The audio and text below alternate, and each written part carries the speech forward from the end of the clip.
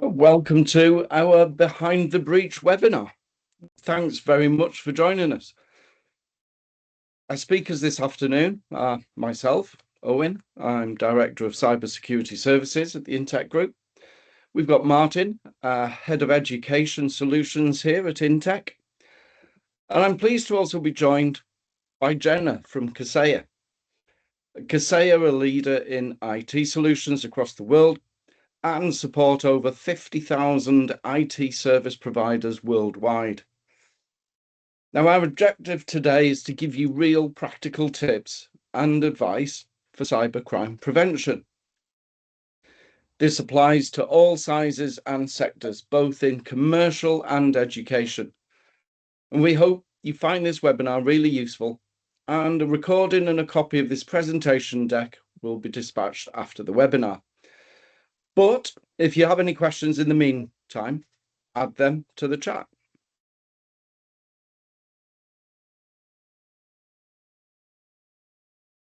Before we move on to the education breach examples with Martin, I'm going to talk through three major commercial cyber attacks that hit the headlines this year: Jaguar Land Rover, M&S, and the Co-op. Rather than diving into technical detail, I'm going to focus on what actually happened in plain language, how it affected everyday life, and what simple, practical steps can reduce the risk for any organization. And we will look at the story behind each incident, the common patterns, and then how we can build some sensible layers of defense around technology, testing, and people.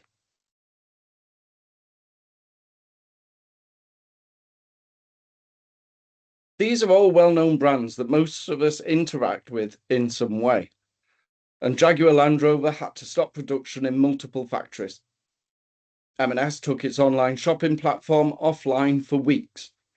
The Co-op faced empty shelves and later confirmed that data on all 6.5 million members had been stolen. And these examples show that cyber attacks are no longer just IT issues. They affect jobs, customers, and supply chains. They become national news very quickly. At Jaguar Land Rover, cyber criminals managed to get into internal systems. Once the attack was detected, JLR took the difficult but sensible decision to shut down key systems to stop it spreading. And that meant production lines in the UK and abroad had to be stopped or slowed dramatically for around a month. The result was tens of thousands of vehicles delayed or not built on time, major disruption for dealers trying to register new vehicles, order parts, and hundreds of millions of pounds in costs and lost output. It also had a measurable impact on UK manufacturing and the wider economy. At M&S, the first signs of trouble appeared around Easter, when contactless payments and click and collect began to fail. As the situation became clearer, M&S chose shut down critical systems and paused most online shopping to contain the attack. Stores stayed open, but they had to switch to manual ordering and stock checks, which led to more gaps on shelves and additional waste. And financially, profits for the period were almost wiped out. On top of the operational disruption, M&S later confirmed that some customer and staff data had been stolen, including contact details, order history, although not full payment card data in this instance.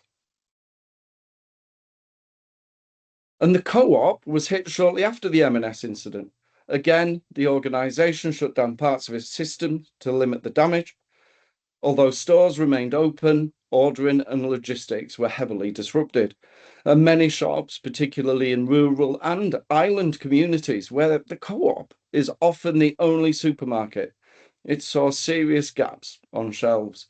And the Co-op estimates more than 200 million in lost sales, turning what would have been a profit into a loss for the period. They also confirmed that personal data for all 6.5 million members was stolen, including names, addresses, and contact details. Although Jaguar Land Rover, M&S, Co-op, they were in very different sectors, the attacks share a common pattern.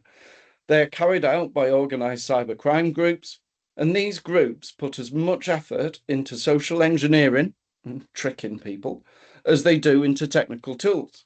They impersonate staff by phone and online, and they pressure support teams into resetting passwords, changing security settings, and the goals are simple: steal data that can be sold or used for extortion, disrupt systems, and often through ransomware, taking those systems offline. In each case, the organization ended up switching off important systems to prevent further damage, which is why the impact was so visible. Most of those attacks do not start with a clever exploit. They start with basic research. Attackers gather details from LinkedIn, company websites, and social media. There's open source intelligence gathering. They use this to sound convincing when they call service desks or support teams. They claim to have lost a phone, be locked out. They push for password resets, changes to multi-factor authentication. And if they succeed with one account, they can often move sideways, pivot within the organization, escalate their access, steal data, and ultimately deploy ransomware. It is a very human process, which is why processes and awareness around identity are so important. Digital transformation has made organizations more efficient, but also more dependent on a small number of central systems. And Jaguar Land Rover, the factories rely on central platforms to plan production, manage parts. M&S and the Co-op rely on integrated systems to manage stock, distribution, and online orders. When those core systems are switched off to contain an attack, factories stop, websites are taken down, and stores are suddenly working on paper and manual checks. The impact travels quickly through suppliers, staff, and customers, which is why these incidents become so disruptive and so fast. From a technical point of view, an incident may be contained within days or weeks. The wider consequences often last much longer. And financially, there are direct costs for investigations, recovery work, specialist support. There are lost sales, cancelled orders, and delayed production, which frequently outweigh the technical costs. And when personal data is stolen, people face an increased risk of scams and targeted phishing. Regulators become involved, and the organisation has to work hard to rebuild trust with customers, staff, and partners. There are some clear practical lessons that come out of these incidents. And first, it needs to be harder for someone to phone up and convincingly impersonate a member of staff. Identity checks, processes around password resets, and multi-factor authentication. And these matter. And secondly, organizations need to know which systems they cannot operate without, and they should have realistic backup plans if those systems become unavailable. And that planning should include key suppliers and partners. Thirdly, incident response should be practiced. Much easier to work through difficult decisions in an exercise rather than in the middle of a life crisis. And finally, the impact on people should not be overlooked. Clear communication and support for staff and customers makes a real difference. I'll just hand you over to Jenna.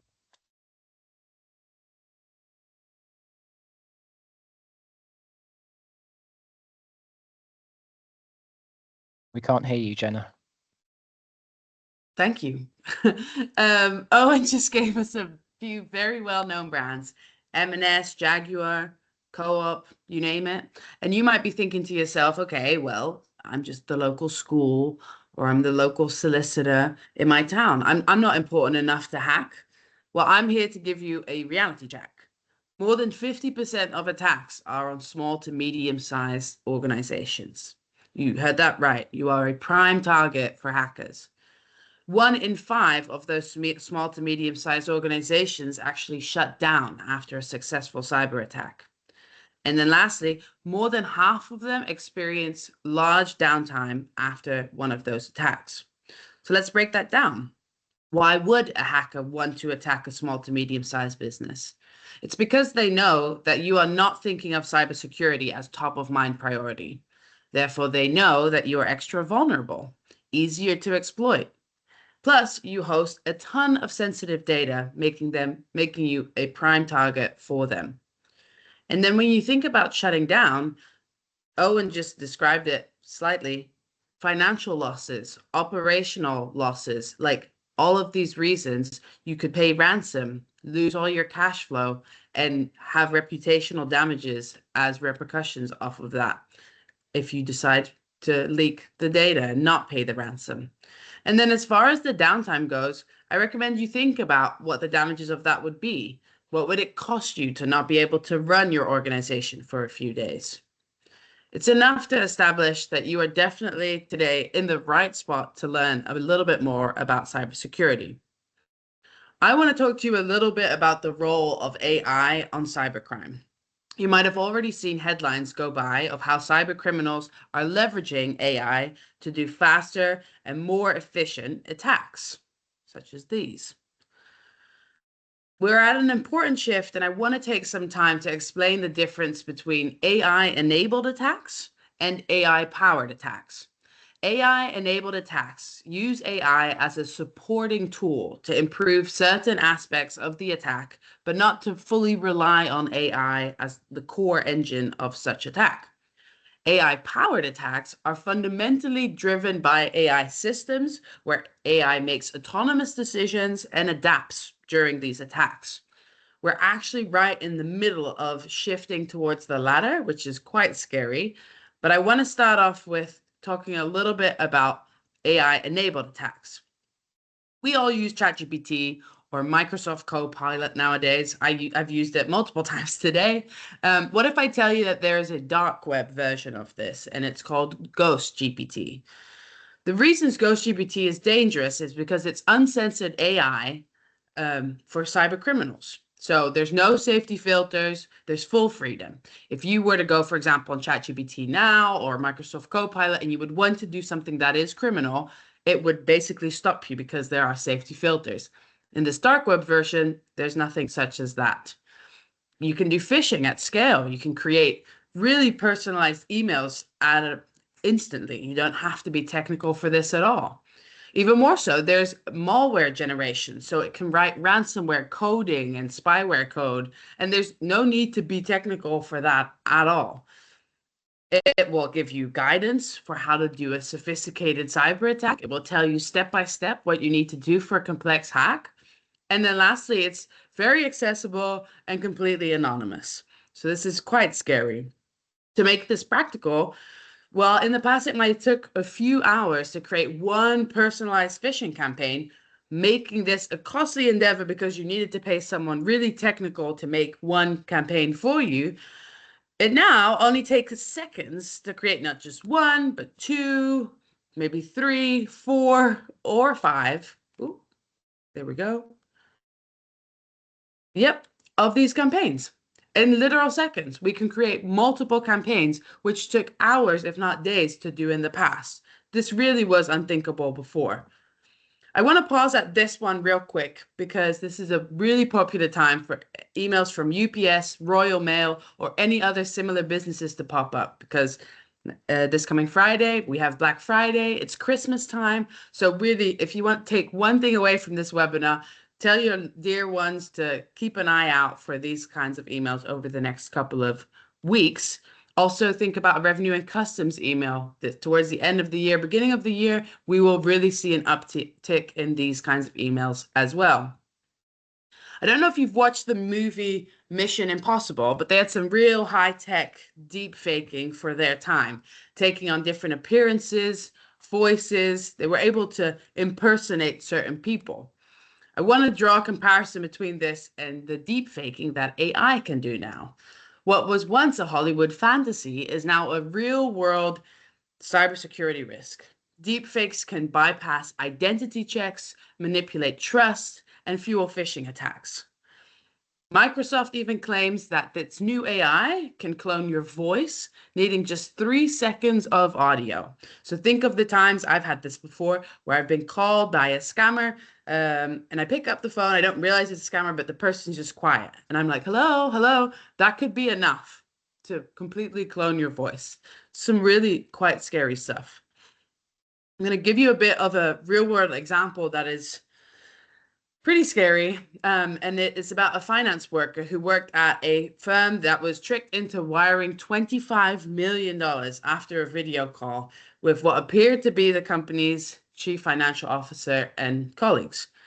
This finance worker received the email saying, hey, can you send us a large sum of money? And she said, oh, no, here I am. I saw this email, and this actually, I'm smart. I was able to recognize that this was a phishing email. At the same time, got a text saying, hey, did you see my email? Happy to jump on a Teams call with you if you would like to. Well, in that case, okay, well, I can jump on a Teams call. Then proceeds to jump on a Teams call with not just the chief financial officer, but multiple other of her colleagues that were all fake. These were all deep faked people. And this finance worker proceeded to then pay out $25 million, which is mind blowing. I think this is some real scary stuff, to be completely honest with you. That I was talking a little bit earlier about how we're at a shift from AI enabled to AI powered attacks. If all that kind of wasn't enough, there's a headline from just like 12 days ago, which basically says that over 90% of the cyber attack was fully driven by AI.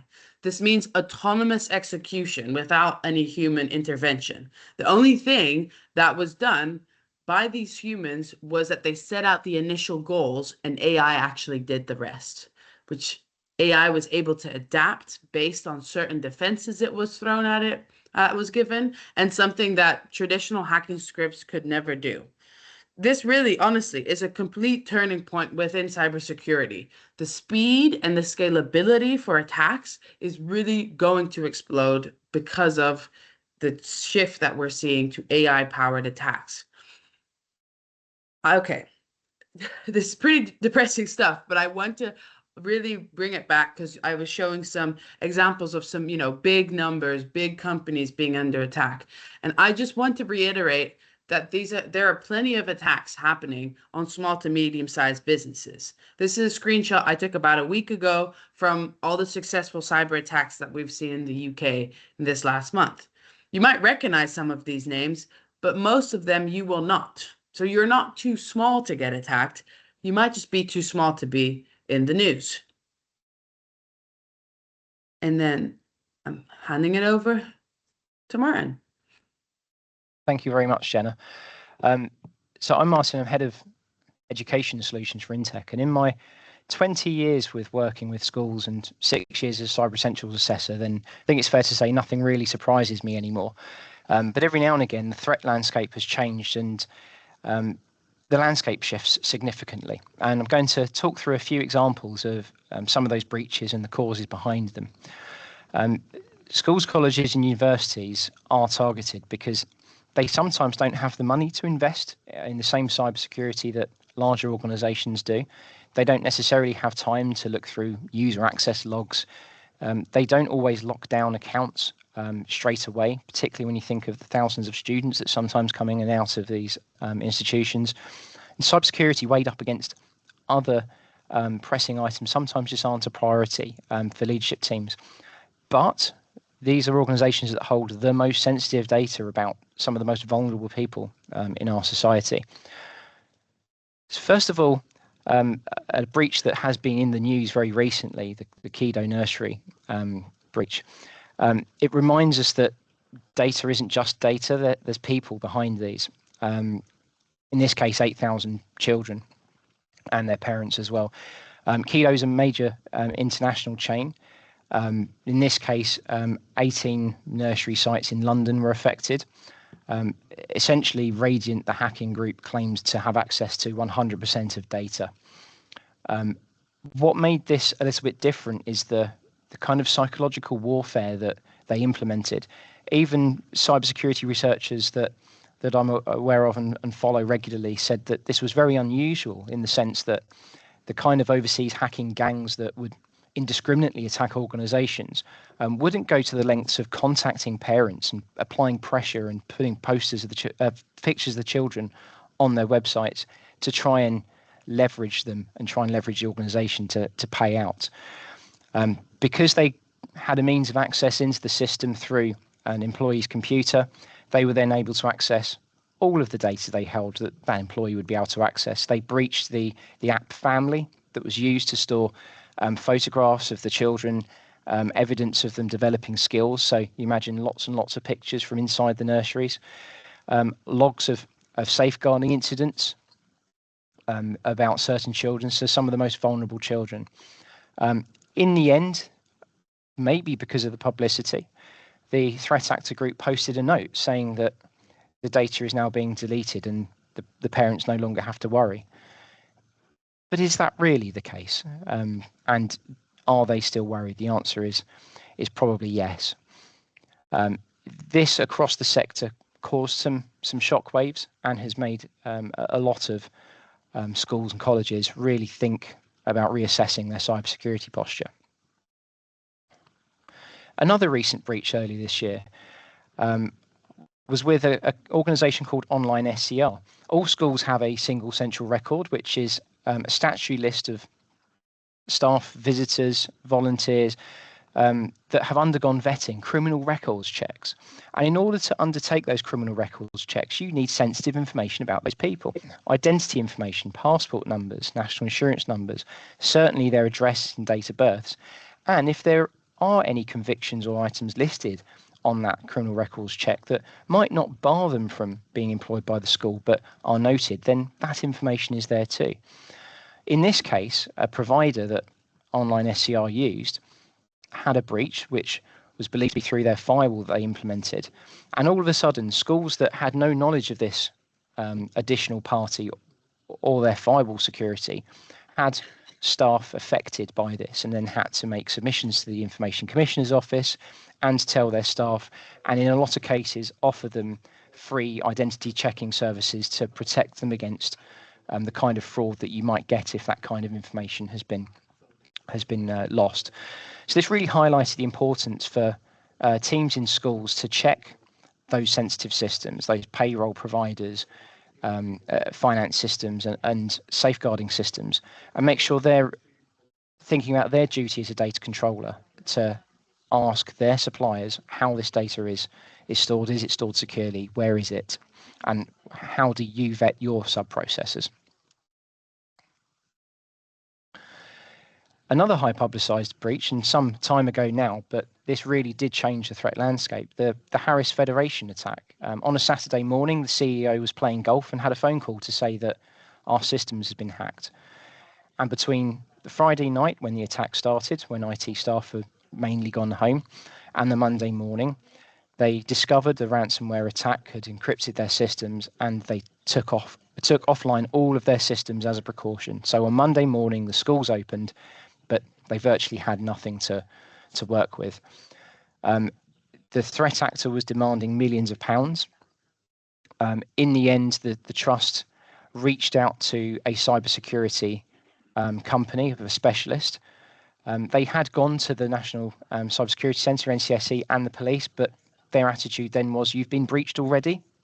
There's not much we can do now. That has changed over time, but the cybersecurity firm were liaising with the attackers twice a day. And they became an example of where, following that breach, which was through a member of staff working from home, accessing their account, they have become an example and actively promoted cybersecurity amongst other schools, colleges, and trusts. Their CEO hosted podcasts and attended webinars and described this breach. Post-attack, they implemented some of the tools that schools can use right now, managed endpoint detection and response. They appointed a dedicated head of cybersecurity, and they implemented systems that can provide 24/7 monitoring to their systems. Something even more recent, which has led to quite a lot of breaches. Phishing isn't unusual. Targeted phishing, spear phishing, is also not unusual, particularly as we approach a time like Christmas. But emails purporting to be from Egress, which is a secure email messaging system used by many, many schools, have really made a bit of a difference in to us as people that have to respond to this, but also schools that then have to report to the Information Commissioner's Office. When a member of staff receives an email from Egress that's encrypted, they click a link to securely log into Egress and read the message. The type of data in these messages is inherently very secure, and so people trust these emails. As soon as they purport to log into the website, their details are stolen, and then the attacker uses their mailbox to email all of the other schools. And this is an example of where phishing attacks can be incredibly pervasive in the education sector, because it comes from trusted people. A head teacher of a school, for example, sent me one of these because their mailbox had been breached and they weren't aware, so we could reach out to them and let them know that. Local authorities as well can be breached in similar fashion. An example of where somebody gets your email account login, they can then use that to email other people, yes, but those access into the other systems, as was the point of entry in the Harris Federation, it's like losing the master key. Your system is only as strong as, it doesn't matter how strong the door and the lock is, if they've got the key, they can get in. Another example we see local authorities being targeted is where their payroll systems use a login with their email, and somebody logs in and changes their payroll account details. One head teacher only realised that somebody had breached his account because he was signing off a bank account form for one of his employees and realised his name was on the top. So protecting that point of entry in email accounts, as well as the other methods like MFA, are really crucial here. On that point, I am going to hand back.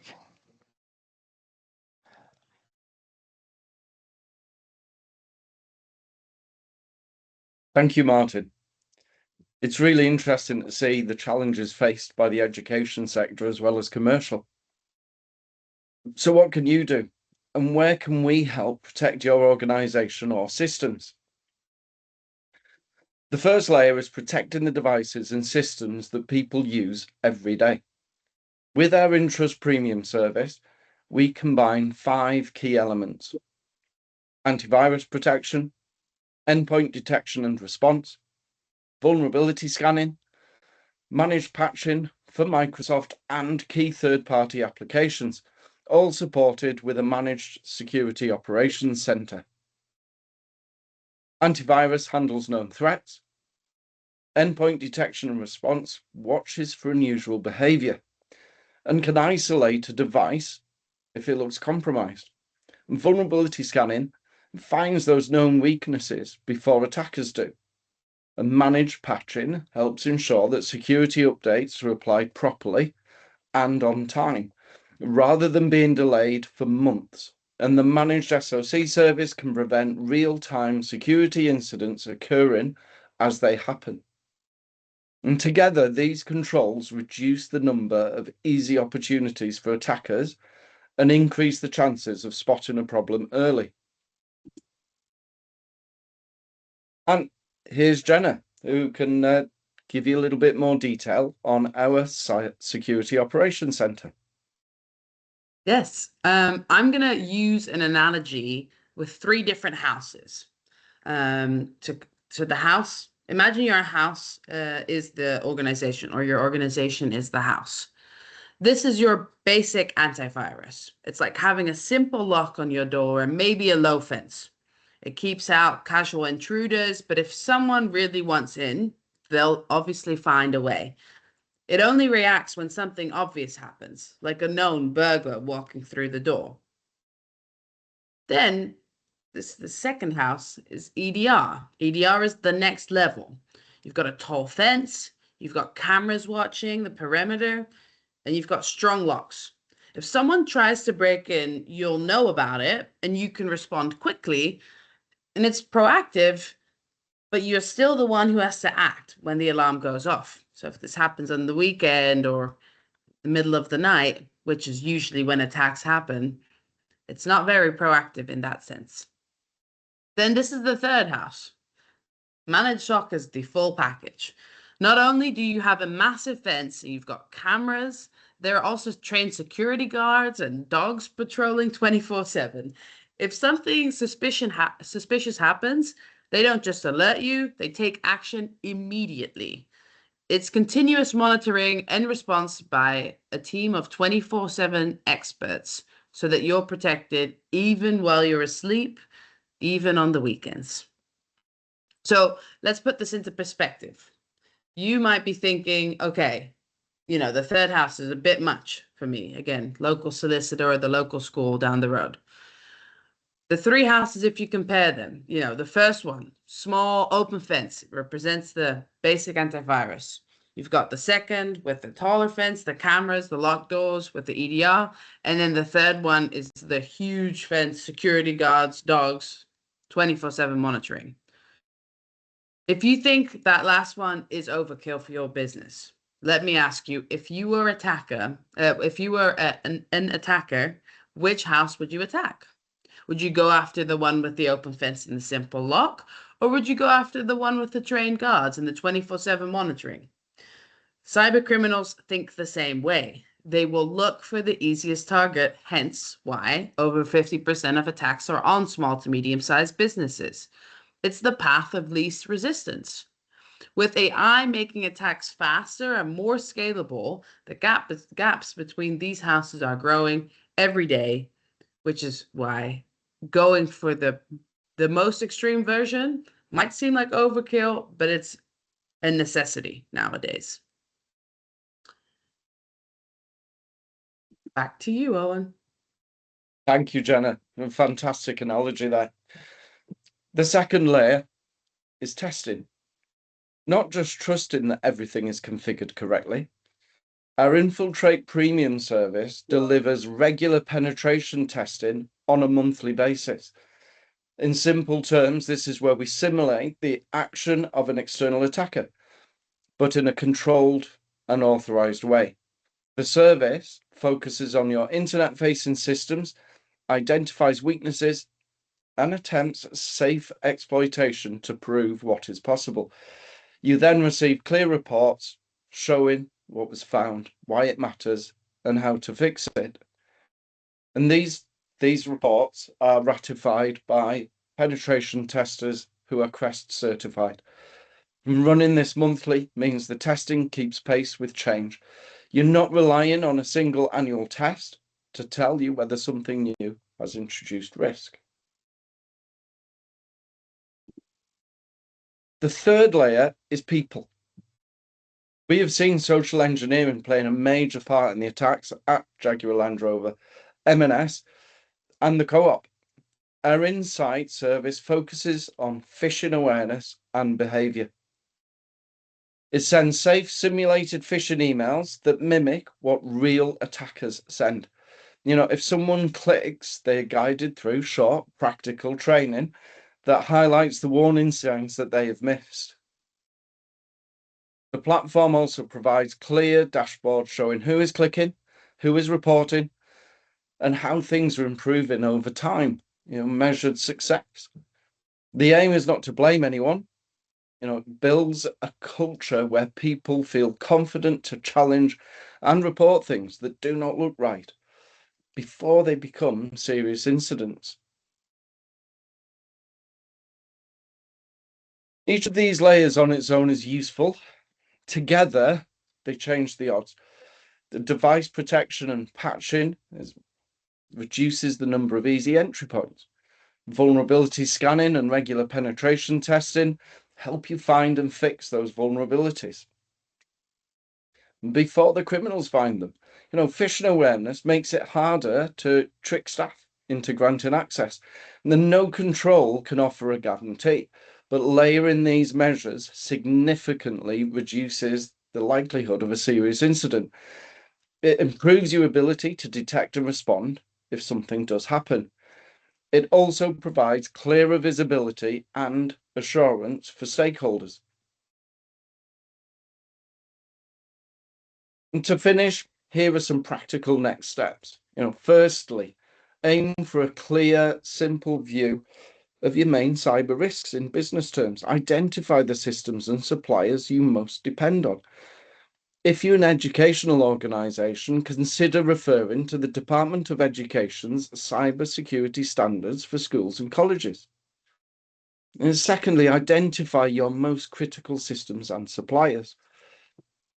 Finally, consider whether you have the right layers in place: device protection, patching, regular testing of your external attack surface, and ongoing phishing awareness.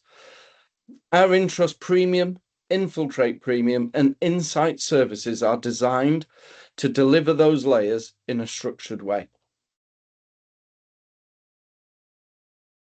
If you are interested in any of our cyber solutions, please get in touch. And also today, we're offering a free light touch penetration test of your public facing IP address. You will receive a high level executive report, and the benefits: you'll get an oversight of your attack surface area on your public facing systems. If you are interested, please comment in the chat or email info@intecbusiness.co.uk. And we will send out the recording and slide deck with the follow-up info to all attendees. And I'd like to thank Martin and Jenna for joining me today and delivering this webinar to you. So thank you very much. And do you have any questions?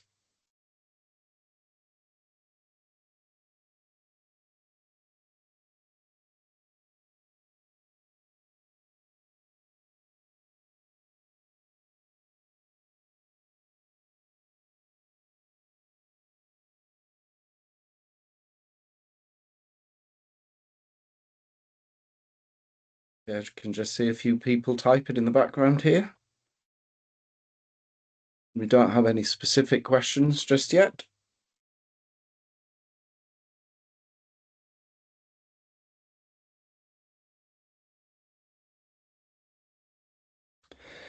David's asking the question: with criminals using AI, do your tools use AI to mimic what the criminals are doing?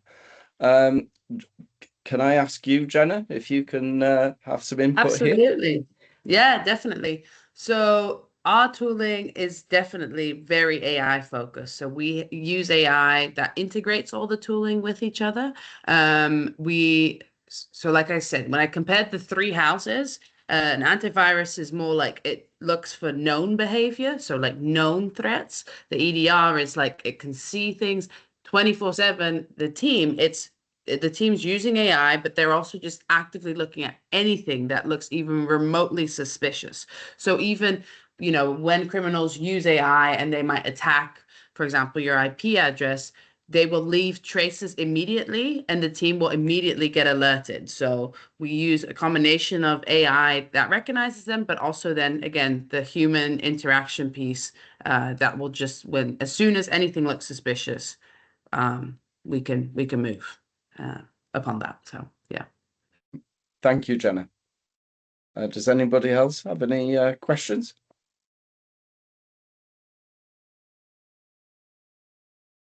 Okay. Well, if nobody else has any questions, I'll again thank you very much for joining our webinar this afternoon, and we'll close this session and hopefully see you again sometime. Owen, I think there's a new question just popped up. Yes. Okay. How secure is the AI? No, that's fine. Don't say sorry. I know. I think you're not able to unmute yourself, so I understand we have to wait for you guys to text or send a message. So how secure is the AI? Is it like Copilot? I think what you mean with that question is with Copilot, it's business. Microsoft Copilot is business specific, so it keeps all the data secure within your business, and you can talk about business related things that might be more sensitive. You can't do that on the public ChatGPT. If you're asking how secure the AI is of our products, it's the same. It works in silos. Your data is not something that will then be shared widespread and will now be out in the AI universe. Like, we have secure systems for that. Think of it in the same way as Microsoft Copilot is secure for your business. That's how we handle with great care. I think I'll just add to that in a school setting, Craig, then AI in Microsoft 365 Copilot and Gemini in Google Workspace is secure in the sense that it doesn't train the model. So it's retaining that data for that purpose. And it is very clear in their terms and conditions where that data goes for the data protection officer and for meeting your obligations. Is it safe is a secondary question. So from a security perspective, data is kept within those systems, and any other third-party applications that use AI, you need to look to see if they're complying with the standards set by the Department for Education for generative AI models and whether they're aimed as an education setting. From a safety perspective, then, so that's a separate question which we can probably address in another webinar. Thank you, Martin. Okay, thanks, Greg. Great question, Greg. Thank you very much. Anybody else? Any questions? And if any questions pop up afterwards, obviously you can reach out as well to the team. So, okay. Once again, thank you, Jenna. Thank you, Martin, and thank you for everybody who's attended this afternoon. Been very enjoyable delivering. Thank you. Thanks all.